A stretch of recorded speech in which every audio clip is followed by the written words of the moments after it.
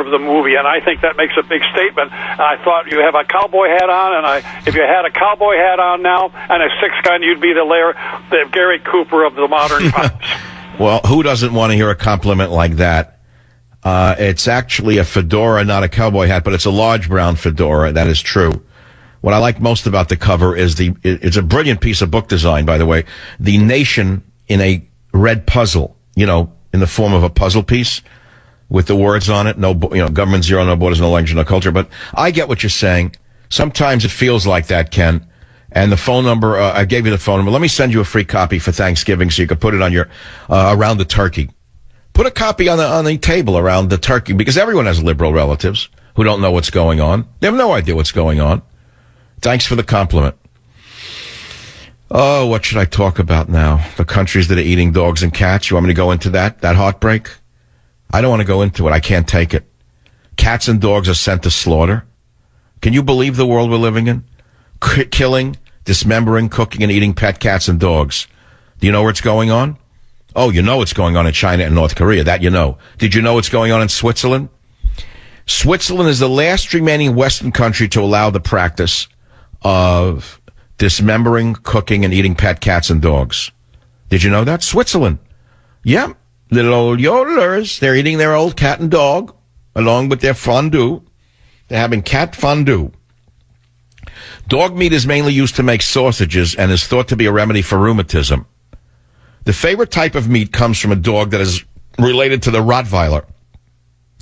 The killing and eating of a cat or dog is only illegal if the method of slaughter is deemed to have caused unnecessary suffering. Otherwise, you can eat a cat or a dog. That's in Switzerland, by the way, in the Alpine state. How do you like that? Hard to believe. I didn't know that. I really didn't know this. It's unbelievable to me. Describing his unusual palate to Switzerland's SRF1 television, a spokesman said, "It's not much different to eating chicken. The important thing is that the animal doesn't suffer when you shoot it. Cat meat is delicate and digests easily. It tastes better than rabbit. I grew up in a large family, and it was normal to catch cats, which my mother would roast. There was nothing worse about eating a cat than eating seafood or sushi."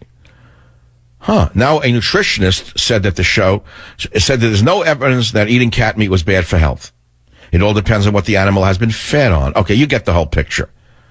I could never eat a dog myself, nor a cat. I don't know what it is. I understand about scared lambs, cows, and pigs. I get it. And I know that those are some species and the cat and the dog are others.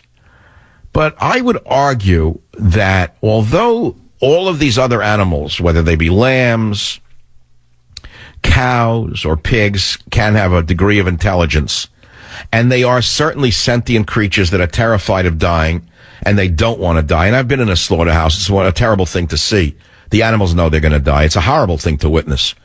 They look back at their fellow animals as they're about to have their head blown off or a shot put in their head. I saw the cow turn back and look at their friends. I know what it goes on. It's really frightening. And then you go to a book. Okay, I get it. But the reason I feel a dog should not be eaten is because they're more highly intelligent.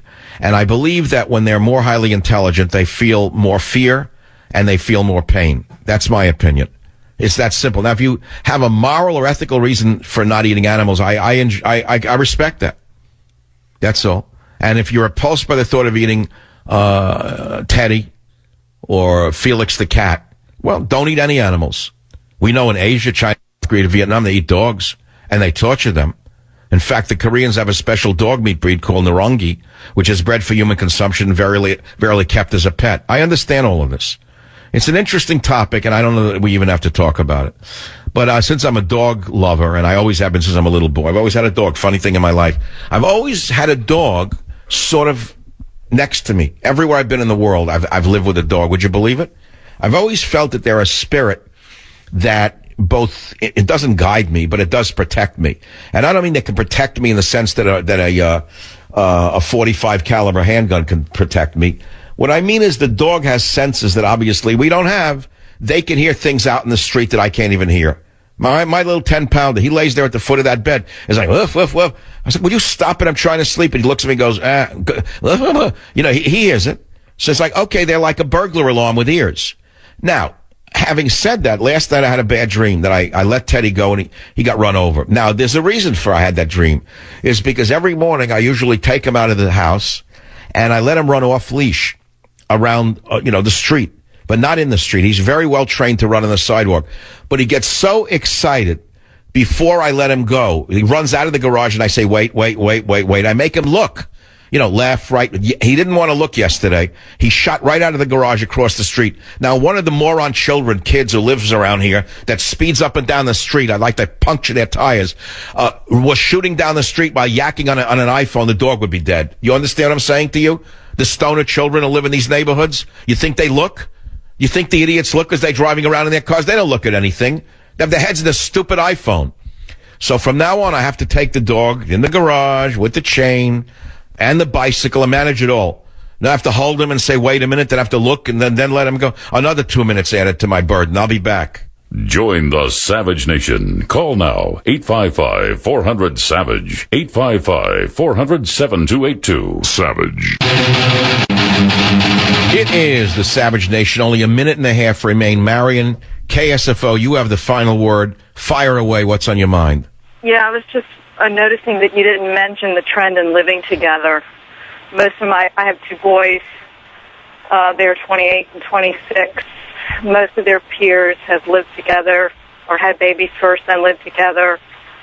And I don't know. No, that's not a new phenomenon. When I was young, there was also a thing called roomies where people would move in with each other and live with each other before getting married. It's really not that new a phenomenon, Marion. But we often got married after living with the woman. Today, I don't know if that's the case. Mm-hmm. The boys today won't make the commitment. They want to move on. They're afraid to be a father. They're just afraid. I don't know if they can handle the responsibility. Well, one of my sons... Maybe there's not enough social pressure on boys. Maybe there's no shame and guilt anymore. Maybe that's the problem with having a shame-free and guilt-free society, where people do what they want like a dog or an animal in the gutter, and they have no shame for it. Maybe they should have shame and guilt for running out on a woman after impregnating her. Don't you think maybe that's part of the problem? I do. I think. Well, all right. They ought to live. Maybe I'm arguing for reintroducing some responsibility, which I call shame and guilt. The liberals told us that don't make anyone feel bad. They shouldn't have any guilt. They shouldn't have any shame. Well, look what we have right now. Insanity. I say we should think about having some shame and guilt for our behavior. That's all. Okay, I'm not moralizing, I hope. This is the Savage Nation. Stay in line, Marion. I'm sending you Government Zero to read to your sons. I can't guarantee that it'll make you a grandmother. Join the Savage Nation. Call now, 855-400-SAVAGE, 855-400-7282. Savage.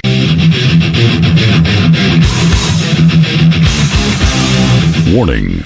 The Savage Nation contains adult language, adult content, psychological nudity. Listener discretion is advised.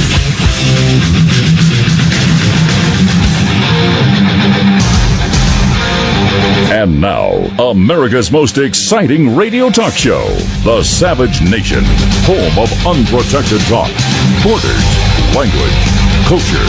And here he is, Michael Savage. Hour number 3. Well, what can I do for you now? I think we stumbled on a topic I did in the last hour that was sort of not political, but actually very political, which is why young men are not getting married and having children. I don't think there's anything more political than that. When you see a nation dying like this, you have to ask yourself, why is no one talking about it? Well, and we talked about it on Friday. I asked young men to call saying, why are you afraid of women?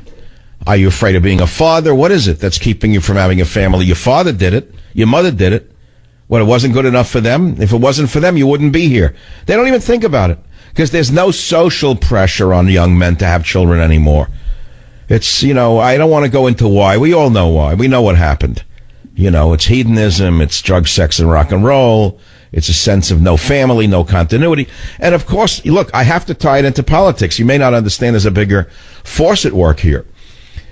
I have read Karl Marx. I read every word of Marx's Das Kapital in the English translation at that. And one of his primary attacks was upon the bourgeois family. Marx said that if you break the family, you can break the bourgeois society. You may not know it, young people, but you have actually been attacked your entire life with the propaganda ministry ministry, putting out a daily attack upon family, God, religion. They attacked your ability to even bond with a woman and Ray. I'm talking to the men now. I think most women would like to meet a guy and have a family, but men don't. And they don't even understand that they're this hedonism of just having a good time. It's really not intuitively the right thing for a man to do. You may think it is because you've been raised to believe that, but that's really not the natural course of human events. You look at every other culture on earth. Are they all stupid? Are you telling me the African tribesman is an idiot because he wants a wife and children and he'll protect them with his life? Are you telling me that the Bedouin Arab who has a large family and protects them with his life going back eons is an idiot? Are you telling me that all the people who have raised families at great cost are all fools and only you're the smart one because you have a hipster beard and walk around smoking a cigarette at 3 a.m. outside a bar like a stumblebum loser on the Bowery? That makes you a superior being? I'm laying it on the line to you. I'm talking to you like a Dutch uncle. If you're a Dutch uncle, I wouldn't even say a Dutch uncle anymore. I dare say that there are no Dutch uncles. There's Dutch chocolate, I know that. And speaking of which, a lot of guys are very cheap. They go Dutch with women. I can't even say that. That's an insult to the Dutch. Do you know that most men don't even have the dignity to pay for a date with women? Did you know that? I've been reading about these things. They go out. I'm talking about people in their 20s, 30s even. They make the woman pay half the meal. Did you know that? You didn't know about the social trend. Guys have become cheap. There's no dignity in this anymore. So what's going on? How do you fix it? How does a nation survive? I don't have a direct answer to you, but it's worth talking about the problem. And I just got an email about the dog thing in Switzerland. I got to read it to you. It's not an email. It's on my Facebook from a Kathleen Walter Breuger. And she said, Dr. Savage, listening now, the Swiss people who are eating dogs or cats are psychos. There are butchers there who are just for horse meat. I never liked that, but most Swiss people, and with that I mean 99.9%, do not eat cats and dogs. They are very loving to pets of any kind. Please don't make people think Swiss are all eating cats and dogs. This is the truth, says Kathleen Walter Breuger. All right, well, I didn't intend to go to Switzerland. I don't know if I'm banned in Switzerland yet for reporting on the cats and dog thing. I'm banned in England. I'll probably be banned from the Vatican now for exposing the Pope for being the first political pope in modern history. But I don't know that I'm banned from going to Switzerland. I would like to visit Switzerland. There's a number of reasons I like to go to Switzerland, but I've never been there. Actually, I passed through Switzerland once on a train ride from France to, so long ago, so beautiful, green. All I saw was green, clean country. Yeah, I hope it stays that way. I really do. Alex, WABC, great caller. Thanks for thinking of us. What's on your mind, Alex? So I wanted to talk about something in regards to the term radical Islam. I don't think we should use that term because it's not radical Islam, it's Islam. I'm Armenian, and Armenia is one of the oldest Christian countries. So when Islam came about, we were already the Christian country in the area. Well, hold on. Before you go, I want you to know I'm the only talk show host who actually knows about the Armenian Holocaust and has talked about how many millions of Armenians were slaughtered by Muslims over how many years. I know about it. The United States won't acknowledge it. It is one of the great Holocausts in history. It was conducted by Muslims, and you need to tell the story right now on the Savage Nation. Of the genocide? Yes, the Armenian genocide, the Armenian Holocaust conducted by Muslims against innocent Armenians. Well, yeah, that's what I was getting at. It was the last genocide that they did. We went through a genocide every 100 years or so. Every 100 years they would get a leader, they would unite, and they would try to come towards Europe to Christianize everybody. And wave after wave after wave for over... Wait, hold it. You said to Christianize everybody? Is that what you meant to say? The opposite, I'm sorry. No, I listened to every word. To de-Christianize everybody and convert them all to Sharia law. And because the Armenians wouldn't do it, they slaughtered men, women, and children. I have seen the photographs. By the way, my friend, I have a friend whose father-in-law was a doctor who worked in Armenia after the slaughter, after the genocide, and I saw the photographs, which you can Google. You're not going to believe what the Muslims did to the Armenians. It's hard to believe. And yet we never hear about it. Horror stories? Yeah. Well, anyway, do you have a final comment on this horrible subject? No, but may I comment about marriage? Oh, go ahead. Go about marriage. Go. I was thinking this whole issue of boyfriend girlfriend in my